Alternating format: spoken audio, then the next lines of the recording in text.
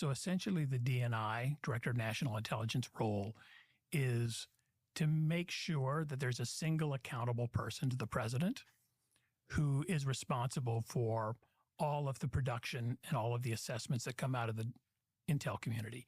So there are 18 agencies, including the Director of National Intelligence as an office, not a person, inside the U.S. intel community. Before there was a DNI, the Director of CIA had two hats. Hat one, Director of the CIA. Hat two, Director of something called Director of Central Intelligence, which is essentially the process by which the president and the senior leadership get something called the President's Daily Brief, which is called the PDB. It's a classified newspaper that speaks to, issues of interest overseas to the American government. So the DNI was created. It was given the authority to manage that classified newspaper, if you want to call that. That was one of its duties. Duty two was you, as the DNI, are responsible for looking at how do we do collection across the board, agency by agency. Which agency is collecting what type of information? Is there duplication? Is that duplication necessary?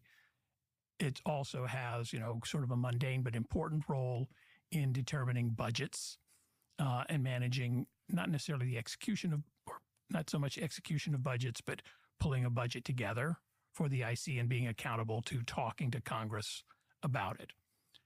As it is lived, there are issues that some people have and questions people have raised over the years about why does the DNI need to be as large as it does? It doesn't collect unique information. Unique information is collected by the 17 other agencies that are out there. But it collates it. It collates it. The one thing that some folks have talked about, a role that the DNI could do, but it hasn't to date, is a more aggressive assessment of how each of the agencies really contribute to the overall IC mission, essentially grading the homework. Can you list the 17 other members of the intelligence community? For points